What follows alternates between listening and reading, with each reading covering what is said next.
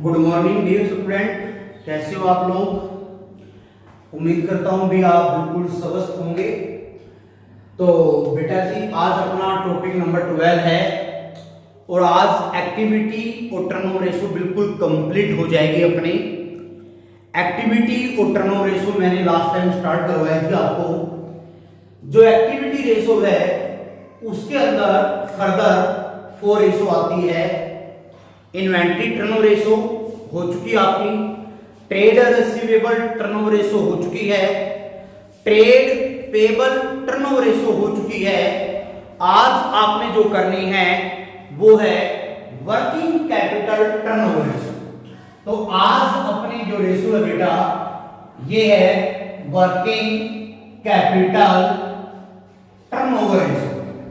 एक बात सुना, अगर आप वर्किंग कैपिटल रेशो लिखते हो, टर्नओवर नहीं लिखते, सिर्फ वर्किंग कैपिटल रेशो लिखते हो तो करंट रेशो बन जाएगी। याद आपको, working capital ratio current ratio का अदर नेम है। तो आप लोग ध्यान से देखो, वर्किंग कैपिटल टर्नओवर रेशो। चलिए, इस रेशो को निकालने के दो फॉर्मूले हैं। पहला फॉर्मूला आपने लगाना है नेट सेल बाय में वर्किंग कैपिटल। पहले ये फॉर्मूला लगाओगे आप। अब सुनिए, नेट सेल बाय में वर्किंग कैपिटल, आपकी प्रायोरिटी ये होनी चाहिए भी पहले ये फॉर्मूला लगाओ। पहले आप नेट सेल को मान लो प्रेफर करोगे, लेकिन कई बार नेट सेल नहीं होती पेपर के अंदर, सम के अंदर नेट सेल नहीं होती। अगर नेट सेल ना हो तब आपने यूज क्या करना है, cost of goods sold, cost of goods sold, और बाय में क्या आएगी, वर्किंग कैपिटल। क्लियर। जब बेटा मैंने प्लस टू की थी तो उस टाइम ये फॉर्मूला होता था, ये फॉर्मूला नहीं था, अब चेंज हो चुका है। अब आपने पहले क्या यूज करना है, net cell by working capital. By chance net cell का मतलब ही नहीं है सम के अंदर, कोई चारा ही नहीं है, तब आप क्या यूज करोगे, कॉस्ट ऑफ गुड्स सोल्ड। अच्छा एक बात हो, वर्किंग कैपिटल को अच्छे से निकाल लिया आपने। वर्किंग कैपिटल को निकालने का फॉर्मूला क्या था, CA minus CL. CA current asset, CL current liability. Current asset में से करंट लायबिलिटी को माइनस करो, आपके पास क्या आएगी, working capital. Clear. Net cell, net cell निकालनी है आपने, तो नेट सेल का फॉर्मूला बिल्कुल सिंपल है।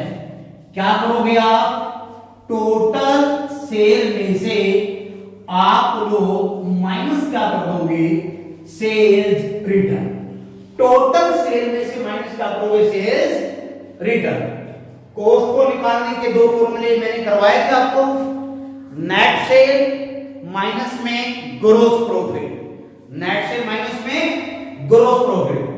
और दूसरा फॉर्मूला क्या है, opening stock plus net purchase plus direct expenses minus में क्लोजिंग स्टॉक। करवा रखे हैं, आपको याद होंगे। और याद रखो T for turnover, T for times. भी टर्नओवर रेशो कोई भी हो उसका आंसर किसमें आएगा, टाइम्स में। तो अपना टॉपिक नंबर 12 है ये व्हाइट बोर्ड पे, और आज ये आखिरी रेशो है वर्किंग कैपिटल टर्नओवर।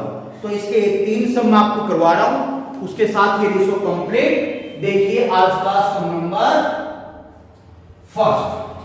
पहले अपने पास कैसे गिवन है 1,30,000। उसके बाद क्रेडिट सेल है 3,80,000। यहां पे सेल्स रिटर्न की वैल्यू है 10,000। लिक्विड एसेट यानी क्विक एसेट की वैल्यू है 140। करंट लायबिलिटीज की वैल्यू है 1,05,000। इन्वेंट्री मतलब स्टॉक की वैल्यू है 90,000। बेटा ये जो सम करवा रहा हूं ना आपको, ये सीबीएसई 2013 में फाइनल पेपर में आ चुका है। ऐसे वैसे सब नहीं कराऊंगा आपको मैं, ये फाइनल पेपर में आ चुका है। देखिए ये अपने पास है कैश से क्रेडिट से दोनों का टोटल है 5,10,000। करिए स्मार्ट कैलकुलेशन कीजिए। सेल्स रिटर्न है 10,000, भी 10,000 का माल वापिस आया। 5,10,000 में से 10,000 माइनस करो, नेट सेल की वैल्यू कितनी है 5 लाख। क्लियर है जी, ये क्लियर। करंट लायबिलिटी है 1,05,000, यहां पे वैल्यू पुट कर दो 1,05,000। और इतना भी आपको याद होगा, ये हमने यूज कर ली, ये भी हमने यूज कर ली, दोनों चीजें। आपको याद है करंट एसेट और कभी एसेट में मेजर डिफरेंस किसका था, स्टॉक का। तो अगर मैं ऐसे बोल दूं करंट एसेट माइनस कभी एसेट इक्वल टू स्टॉक, तो कोई डाउट है? कभी एसेट 140, स्टॉक 90, यहां पे निकाल लो आप करंट एसेट।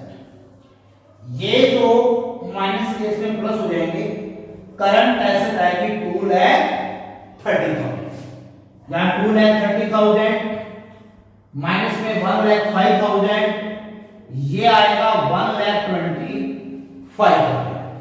यहां करो 1,25,000, 30 कैंसल, ये आएगा आपके पास 4 टाइम्स। 10 सेकंड आप इसको देख लीजिए प्लीज।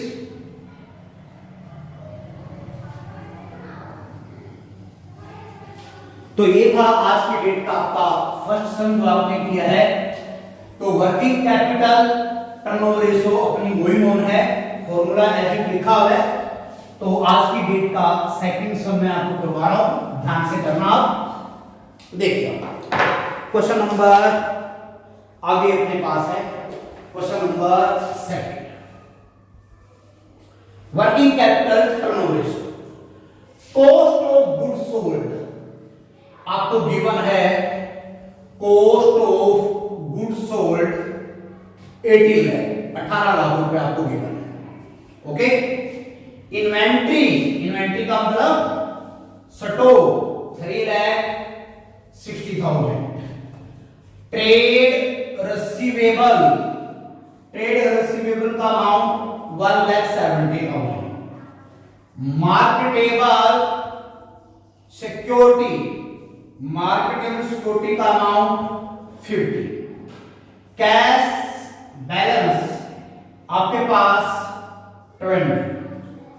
आफ्टर दैट ट्रेड पेबर की वैल्यू 1,40,000। और ये आपके पास जो है प्रोविजन फॉर टैक्सेशन 10,000। ये स्टेटमेंट है, इसको बेटा जी आपने सोल्व करना है और वर्किंग कैपिटल टर्नओवर रेशियो आपने कैलकुलेट करनी है। ओके, देखिए आप सबसे पहले कॉस्ट आपको गिवन है, तो सीधी सी बात है इस सम के अंदर 18 लाख कॉस्ट मैंने राइट कर दी। ओके, अब स्टॉक की वैल्यू, ट्रेड रिसीवेबल की value, marketable security, cash at bank, इन चारों को मैंने टिक कर दिया। चारों किसमें आते हैं, करंट एसेट में। मैंने करंट रेशियो करवाई थी आपको पहली वीडियो में, करंट एसेट करंट लायबिलिटी की पूरी डिटेल करवाई थी, याद है? तो stock, trade receivable, marketable security, cash 360, 170, 530, 580, 6 lakh. तो करंट एसेट की वैल्यू कितनी है, 6 लाख। करंट लायबिलिटी देखो 140 और 10, देखो बेटा trade payable, provision for taxation, दोनों का टोटल कितना है 150। तो ये जो आएगा 4,50,000। यहां पे पुट कीजिए 4,50,000, 4 कैंसल, 1 को 45 से डिवाइड करो, कितना आएगा 4 टाइम्स। बिल्कुल सिंपल सम है, बहुत आसान टॉपिक है। प्लीज 5 सेकंड इसको देखिए आप।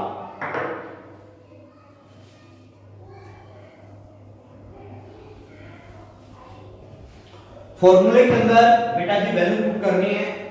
बहुत सिंपल सम है, बहुत आसान अकाउंट है, कुछ भी नहीं करना आपने। प्लस 2 की काउंट आप कर रहे हो, तो इस रेशो का मैं आपको थर्ड सम करवा देता हूं और मेरी तरफ से ये लास्ट सम होगा। उसके बाद वर्किंग कैपिटल रेशो अपनी कंप्लीट, बल्कि मैं ये बोलूंगा थर्ड रेशो जो अपनी चल रही थी वो बिल्कुल और हो जाएगी। तो देखिए आप, तो आज की वीडियो का अपना लास्ट समय जो आप लोगों ने करना है क्वेश्चन नंबर 84। बुक में क्वेश्चन नंबर 84 है, मैं अपनी तरफ से इसको क्वेश्चन नंबर 3 बोल रहा हूं। रेवेन्यू फ्रॉम ऑपरेशन सेल का अमाउंट है 12 लाख रुपए, ठीक है जी। करंट एसेट गिवन है 5 लाख। टोटल एसेट की वैल्यू है 8 लाख रुपीस। उसके बाद नॉन करंट लायबिलिटीज की वैल्यू है 4 लाख और आपके पास शेयर होल्डर फंड की वैल्यू है 2 लाख। ये इंफॉर्मेशन आपके पास है, क्लियर।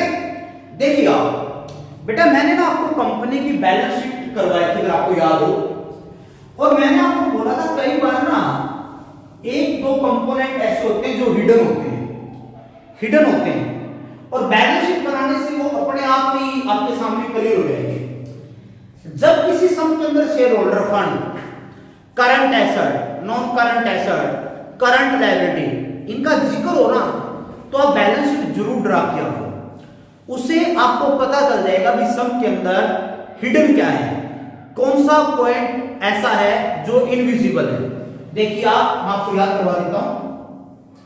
ये मैंने आपको बैलेंस शीट का एक परफॉर्मा बताया था और मैंने आपको बार बार बोला था भी कोई बच्चा इसको गलत वे में मत ले, भी कंपनी की बैलेंस शीट वर्टिकल होती है, लेकिन मैं हॉरिजॉन्टल बना रहा हूं। क्यों? हमने यहाँ पे बैलेंस शीट पूरी कंप्लीट नहीं बनानी, हमने तो सिर्फ ये देखना भी मिसिंग क्या है।